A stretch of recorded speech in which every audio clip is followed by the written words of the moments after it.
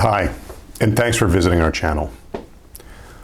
Wall Street has a long history of weaponizing what would otherwise be safe, stable investments, transforming or leveraging them until they're hazardous to your financial health.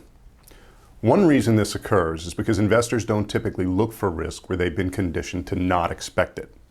This is what happened with home mortgages, leading to the implosion of the mortgage-backed security market in 2008 and the subsequent great financial crisis. We decided to create this video because we're seeing a similar phenomenon emerge in what has long been considered one of the sleepiest asset categories in the world, the $3.9 trillion US municipal bond market. There are probably more misconceptions about municipal bonds than any other asset category. So let's begin at the beginning and talk about the municipal debt market and how it functions. Most investors have no idea what a massive, antiquated, complicated mess this market is. There are roughly 20 times more muni bonds outstanding than there are corporate bonds. About 950,000 munis versus 50,000 corporates. It's a huge market. But for such a massive market, it's remarkably illiquid. While most corporate bonds trade every day, most munis don't trade all year. In addition, accessing or analyzing muni issuers' financial statements can be difficult. If they're available at all, they're often produced in an outdated PDF format. And the financial data is often outdated by 3 to 6 months, sometimes as much as 2 years. Many investors are also unaware that around 70% of munis have some sort of implied call or put attached, which can complicate how you value them. For example, because a call provision allows the issuer to repurchase and retire its bonds, basically forcing you to sell an investment you'd rather keep, bonds with a call provision typically pay investors higher interest rate than non-callable bonds. So, as an asset class, municipal bonds are characterized by low liquidity, high optionality, and poor availability of key financial data. When you take all of those factors into account, ask yourself how likely it is that these securities are, generally speaking, accurately priced by the market. And do they sound like low-risk investments? If we consider only how the market functions, you can see how the extremely low trading volume would leave it highly vulnerable to a liquidity crash, which is exactly what has happened twice in the past dozen years. Look at this chart of the variable rate muni index from 2005 through March 2020. Liquidity crunches aren't a theoretical hazard. They're a recurring phenomenon. Now, municipal bonds tend to trade based on the level of U.S. Treasuries. Historically, the ratio of 2-year munis to 2-year Treasuries fluctuates around 100%. In the third week of March 2020, less than a year ago, that ratio hit 480%, which is what happens when investors rush to exit a relatively illiquid market. Always remember, the lower the market liquidity, the less selling pressure it takes to trigger a catastrophic sell-off. Now take a look at this 3-year chart of the S&P Municipal Bond Index. As the chart indicates, after the federal government stepped in swiftly with massive support, the market bounced back relatively quickly. Provided they always respond in a similar fashion in the future, we have every reason to believe that the municipal debt market won't permanently implode. But if nothing else, investors shouldn't underestimate the financial pain that these securities might inflict. And there's certainly no reason to just assume municipal bonds are categorically safe. The label means nothing. Each bond needs to be assessed on an ad hoc basis. Now, there's of course an element of risk to every investment. The question always is, are you receiving enough return to compensate for the risk? Take a look at this chart of the S&P Municipal Bond Index going back about 10 years. As you can see, the yields have collapsed. Investors aren't getting paid much to own these bonds. Has the risk declined along with the return? According to Moody's analytics, the municipal bond default rate between 1970 and 2018 was around 0.1%. Pretty low.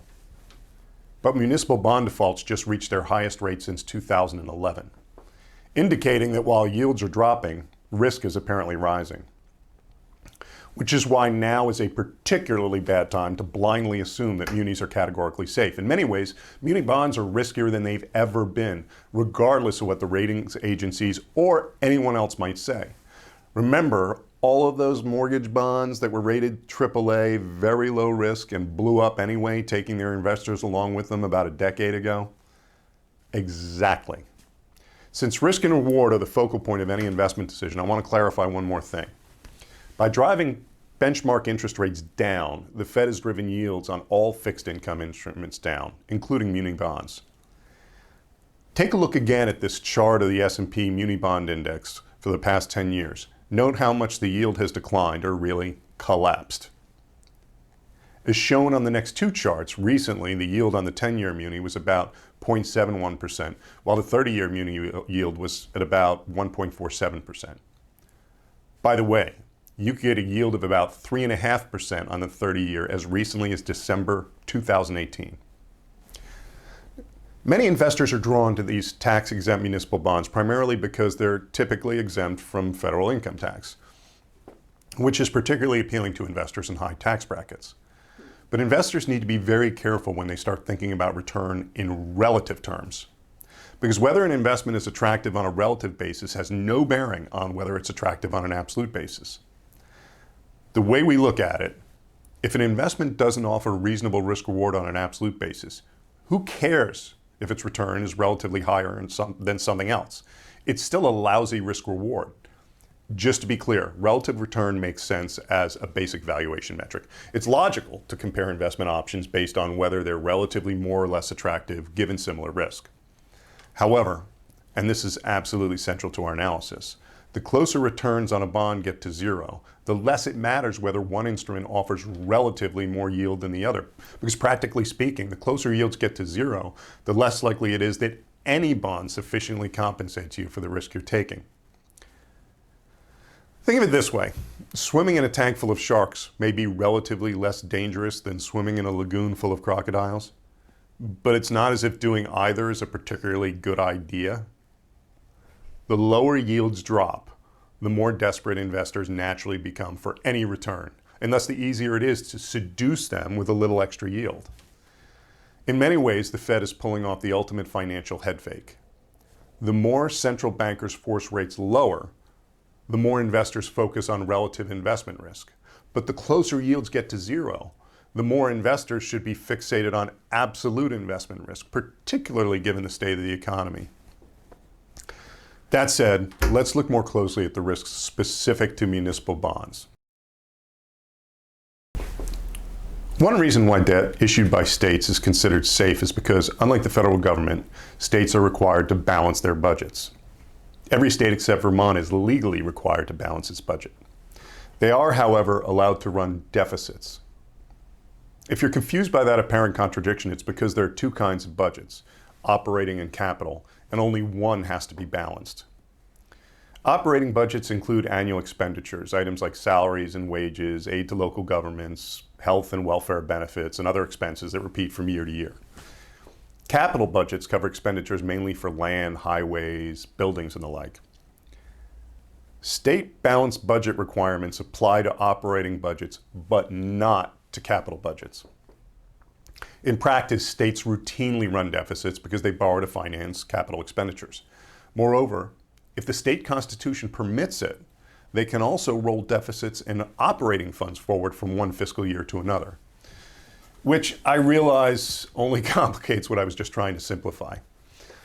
By way of clarification, it's very unusual for a state government to borrow long-term funds to cover operating expenses.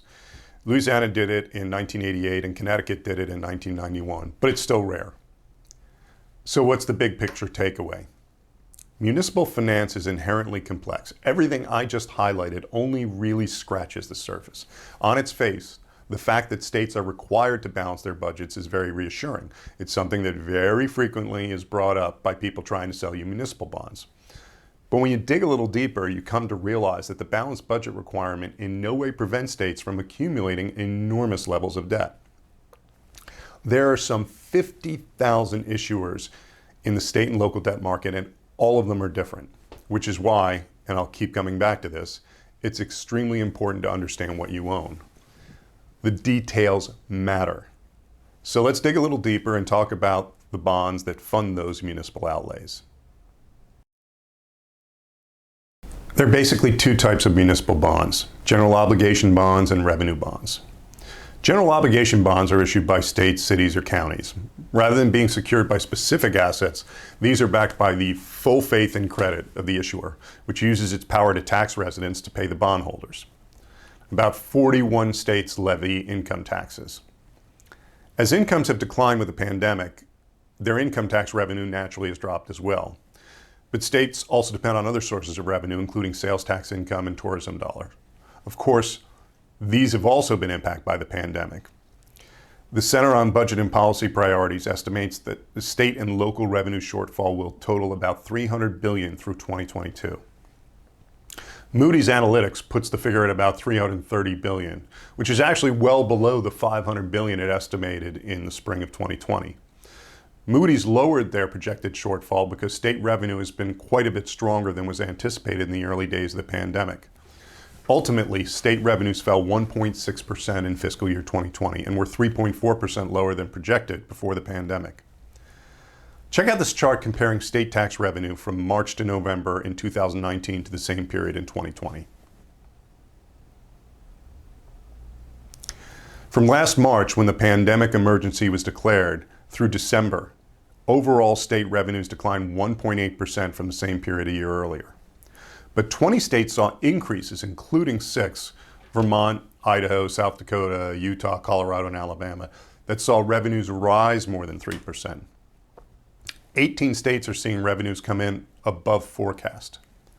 That said, 26 states reported revenue declines in the first 10 months of the pandemic, including 9 where revenues dropped more than 5%. 5 states, Alaska, Florida, Hawaii, North Dakota, and Oregon, experienced double-digit declines. States expect revenues to decline 4.4% in fiscal 2021, which ends on June 30th for most. That's the revenue side of the equation. What about expenses? Unfortunately, as revenues decline, many expenses are simultaneously rising, including healthcare and retirement plans. Skyrocketing healthcare costs are news to no one. It's a long-term trend that shows no sign of reversing. According to the Kaiser Family Foundation, the average cost of an employer healthcare plan for an individual increased 4% in 2020 to $7,470. And yet few states are prepared for what is ultimately a gigantic, abundantly foreseeable expense. As of December 2019, there were 17 states that hadn't accumulated any assets to pre-fund benefits such as healthcare. And only 3 states, Arizona, Alaska, and Oregon, had funded ratios for retiree benefits above 75%. With insufficient funds set aside to pay for future benefits, most states operate on a pay-as-you-go basis. But their ability to pay as they go is, of course, directly impacted by the amount they collect in taxes. Now, borrowers can try to offset lost revenue by decreasing their expenses. This includes reducing the cost of their existing debt by refinancing at lower rates. And indeed, state and local governments, as well as others that raise funds in the municipal bond market, sold over $115 billion of debt just for refinancings in 2020, a 77% increase from the same period last year, which helps. But it's important for investors to note that the finances of most states were in serious trouble well before COVID-19 hit our shores. A few random pre-pandemic data points for you. New Jersey is projected to pay retirees $62 billion more than it has in pension assets. The city of Chicago alone has a $30 billion unfunded retirement liability. Pension plans for Illinois state workers are underfunded to the tune of $138 billion. Some public pension plans are on pace to run out of money as soon as 2028. In response, they can try and defer payment. However, and this is important, those payments, of course, have to be made up with interest because all of the pension funds bake into their projections an assumed rate of return from their investment portfolios. The following chart shows how much of each state's pension that is unfunded as a percentage of that state's revenue. And that's just their chronically underfunded pension obligations. It excludes all other liabilities. Most states have rainy day funds, money set aside to cover their general fund expenditures. But as this chart shows, very few states have set aside anything meaningful. And in fact, the 50-state average is 7.7%. So, do general obligation bonds still seem like a risk-free investment to you? They're generally considered safe because they're backed by the taxing power of the issuer. But you need to ask, how reliable are those tax revenues, and what other obligations are burdening the balance sheet of the issuer? Most municipal bonds don't rely directly upon the general taxing authority of state or local governments. About 2/3 are revenue bonds supported by cash flow streams from specific projects or sources, such as highway tolls or lease fees. For example, more than $120 billion of municipal debt has been sold by U.S. airports. These seem pretty straightforward. Just evaluate the financial risk of whatever the bond is financing. But these can be more complicated than they seem. You're probably sensing a recurring theme here. For example, some revenue bonds are non-recourse. The bondholders don't actually have a claim on the underlying revenue source or asset. Accordingly, if the revenue stream dries up, the bondholders could take a huge hit.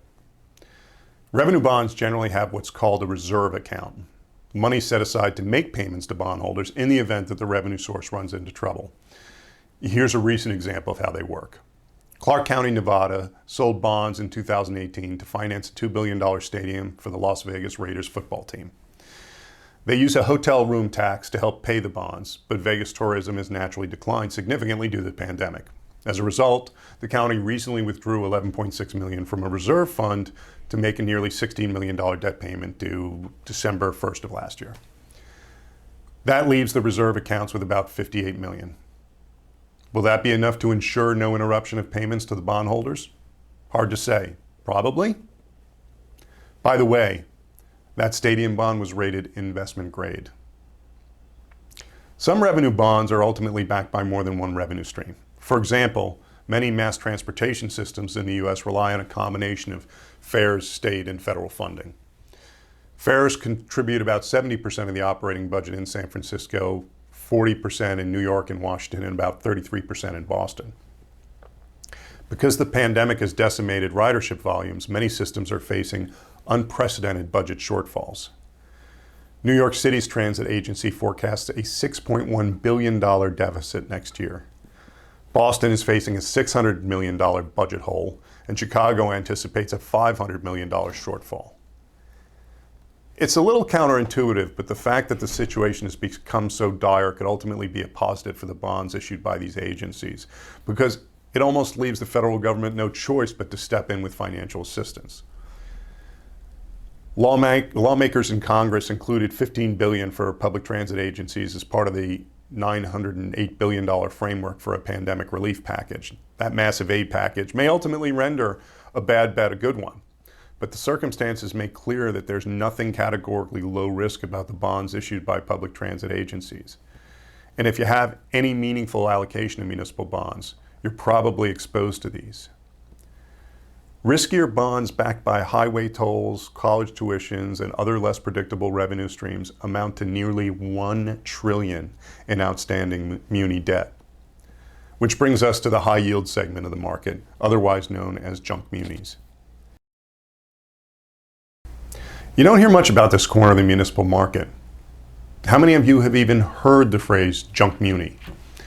But it now makes up about 1/10 of the roughly $4 trillion municipal market. Outstanding junk-rated and unrated municipal debt has grown by nearly 20% since 2012. The volume makes sense. Investors are desperate for yield, and many borrowers are desperate for cash, especially those in industries hit particularly hard by COVID. From March through November 2020, investors added a net $10 billion to high-yield muni mutual funds and exchange-traded funds, bringing the total to over $109 billion. The steady compression of yields inevitably played a major role in lifting demand for junk munis, but it's also clear that the profile of the typical municipal bond buyer has significantly shifted. This in and of itself is important to note because you're not investing in a vacuum. The participants make the market, so a shift in the composition of the buying community can alter how the market functions and potentially increase the investment risk. As we've discussed, the lower yields go, the more desperately investors seek out returns that are relatively higher wherever they can find them. Which means that investors that typically aren't active in some markets can suddenly become big participants, both depressing returns and potentially increasing volatility. I'll give you a very specific example that applies to munis. At the end of 2020, AAA uninsured taxable general obligation muni bonds maturing in 30 years were yielding around 2.5%. That compares with an average yield of about 1.97% for an investment grade note maturing in about 12 years and rated toward the bottom of the high grade rating tier. Now, because taxable muni bonds generally have longer durations and lower default rates than corporate bonds, they're a useful substitute for buyers who care less about what they're buying than the yield they're earning. These are known as crossover buyers. These taxable munis also attract overseas investors who, like some crossover buyers, are hunting for yield and wouldn't benefit from the tax exemption on a non-taxable muni anyway. So big picture, as yields on investment-grade corporate bonds have plummeted, crossover interest in taxable muni bonds has logically escalated, which only helps drive returns lower. Naturally, that crossover interest is only one of several technical developments impacting the muni market that many investors are probably unaware of. Another factor would be the 2017 tax cut. That law impacted the muni landscape because it revoked the power of states and cities to sell tax-exempt bonds for a key refinancing technique known as advance refunding. Basically, in an advance refunding, an issuer calls or redeems a bond before it matures because they want to lower their cost of capital by exchanging higher cost debt with lower cost debt, which is what you want to do if you're a borrower and interest rates have declined. When borrowing costs hit record lows this year, it enabled issuers to refinance debt with taxable securities that actually cost less than what they were paying on outstanding tax-exempt bonds. So, big picture, on the one hand, you have the Fed driving interest rates down across asset categories, but on the other, you have all these secondary factors like crossover buyers coalescing to impact demand and pricing. How do you think these buyers, who don't really care about what they own, they're in it for the yield, will react if we see a spike in defaults or an escalation in interest rates? That's not an academic question. In fact, we may have had a preview quite recently. On March 16, 2020, the yield on the IHS Municipal AAA 30-year closed at a record low of 1.47%. The next day, March 17th, the municipal bond rate skyrocketed. The 30-year added back 87 basis points. It was a reversal more dramatic than anything we saw during the financial crisis in 2008. By March 25th, the curve picked up another 19 basis points. In just 1 week, the market had given up nearly half of the gains it had accumulated since 2018. Those who sold their safe, stable muni bonds took a significant hit. Enough buyers viewed the dislocation as temporary to drive 30-year rates back down to 1.85% by the end of the week. So it's not inaccurate to interpret what occurred in March as a random transient eruption. What happens if and when markets reprice in response to the economic facts on the ground? America's states and cities are bracing for hundreds of billions of dollars in tax collections to disappear, and municipal bond defaults just reached their highest rate since 2011. What's going on? With so many factors conspiring to trigger a potentially brutal repricing, why has the municipal debt market been so placid? One reason for the eerie calm enveloping the municipal securities market is a lack of downgrades for much of 2020 by the two biggest credit rating companies, Standard & Poor's and Moody's. Credit ratings are pivotal because the muni market is still ultimately dominated by individual investors who rely more heavily on ratings than professional fund managers and tend to move as a herd. If issuers are hit with a wave of downgrades, we have every reason to expect a stampede. By halfway through September of last year, Moody's had cut the ratings of about 125 of the approximately 12,000 public finance entities it tracks. That's actually 90 fewer than the second and third quarters of 2018 when the economy was robust and no one had heard of COVID-19. And then the pace picked up. As shown in this chart, By the end of 2020, for the first time since 2014, municipal bond rating downgrades exceeded upgrades. By 2020, there were 309 downgrades compared with 296 upgrades. Those rating cuts affected $215 billion, or about 84% of the total debt affected by rating changes last year. By comparison, about $42 billion of debt saw higher ratings. $215 billion sounds like a big number, but that's only about 6% of the total market. Why such a small percentage? S&P and Moody's provided two explanations for their stoicism on credit ratings. The first is that states and municipalities are much stronger going into this recession than they were in previous downturns, which is true. State reserves were an estimated 8% of expenses at the end of fiscal 2020, which for 46 states is June 30th. That 8% is nearly double the level before the great financial crisis a decade ago. Moreover, property taxes, which back most of the debt issued by cities, towns, and counties, have benefited from a housing sales boom stimulated by low mortgage rates. Municipal reserves were also bolstered by the CARES Act, which sent $150 billion to the states and more than $160 billion to hospitals, airports, transit, schools, and universities.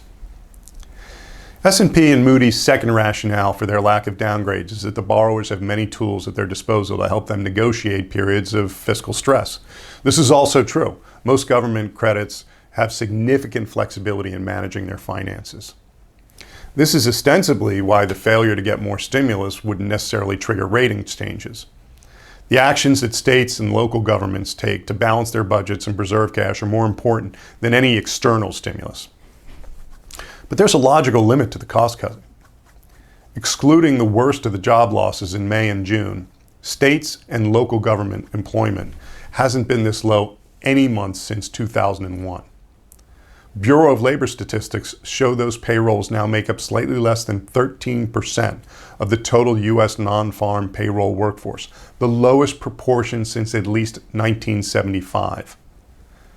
According to Moody's, credit ratings don't move based on the ups and downs of the economic cycle, but only when there's a, quote, severe change to credit quality, which implies that no downdraft in the economy would be sufficient to trigger a downgrade in a state's credit rating.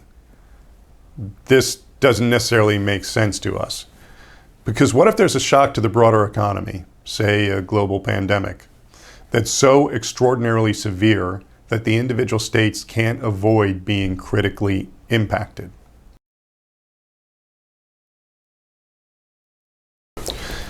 Many of you may recall the last time the muni market ran off the rails. It was during the great financial crisis when the U.S. government stepped in to subsidize municipal debt sold to fund infrastructure projects. That subsidized debt, called Build America bonds, was hugely successful. From October 2009 through the end of the program in December 2010, more than $180 billion was issued, resulting in about $20 billion of savings for state and local governments. And because interest rates subsequently dropped, investors did very well. A Barclays index of the BAB debt shows a return of nearly 50% from October 2009 through October 2012. It's the definition of a win-win. How did the U.S. government backstop the municipal debt market this time around? When COVID caused the municipal debt markets to freeze up and borrowing costs to leap, the Fed and the Treasury introduced a program known as the Municipal Liquidity Facility. Under this program, the Fed would buy municipal debt using its emergency lending powers, and the Treasury Department would insure the program against defaults. The central bank pledged up to $500 billion to buy debt securities directly at a closer to normal yield from any creditworthy issuer that couldn't raise money from private investors. Municipalities can issue up to 3-year debt under the program. It's important to note that the Fed and Treasury never established a similar program to buy up existing municipal bonds. This makes sense. Borrowing costs in the municipal market were already low, and such a program wouldn't help the governments that are most strained because their revenues have dropped or they are legally prohibited from running budget deficits. Just by putting the program in place, yields drop back down to pre-pandemic levels, and only 2 issuers, Illinois and New York's Metropolitan Transportation Authority, actually had to tap it for less than $1.7 billion. It was barely utilized. and the issuers that used it had to pay taxpayers a premium for the privilege. I brought up Build America bonds and the Municipal Liquidity Facility because they both illustrate something very important. As we headed into the great financial crisis, some very smart, skeptical investors were predicting that the municipal debt market was going to collapse. They bet accordingly, and logic was on their side. But they got badly burned because they failed to grasp one key, simple reality. If a threat to the economy is big enough, the government will do everything it can to prevent that bomb from detonating. Because the municipal debt market is so huge and so exceedingly important, the U.S. government was and remains willing to do just about anything to avert its collapse. Before the great financial crisis, no one was actively contemplating what came to be known as Build America bonds. They were conjured into existence because the government was determined to prevent the complete collapse of the municipal funding market. When the market seized up again 10 years later, the solution was the Municipal Liquidity Facility. I'm not saying that markets don't implode. The mortgage market did. But with the government having already demonstrated that they're acutely unwilling to let the municipal debt market perish, I think that wagering on a wide-scale muni meltdown is a very perilous bet. It's one thing to avoid an anticipated correction by not investing in suspect assets. It's entirely another to try to profit from it.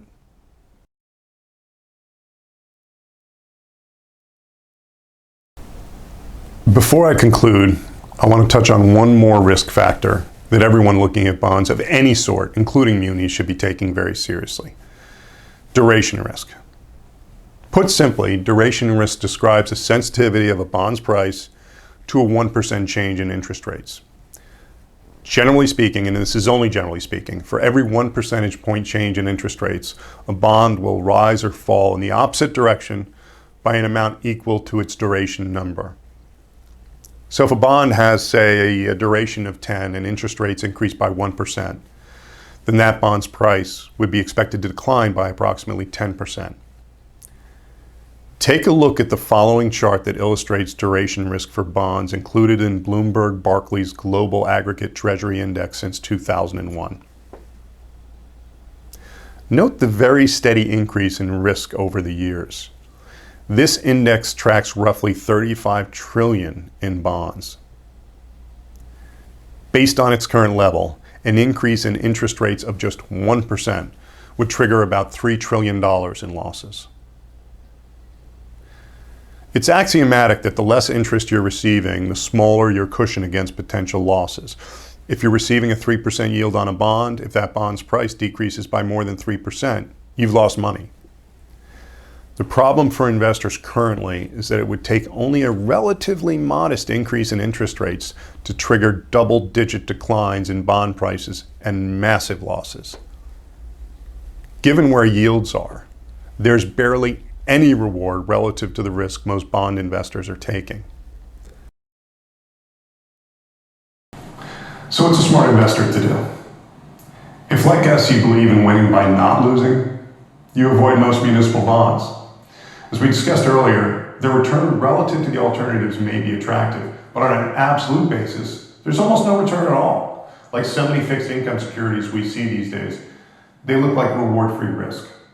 How much is the price of a bond yielding 1.5% likely to rise?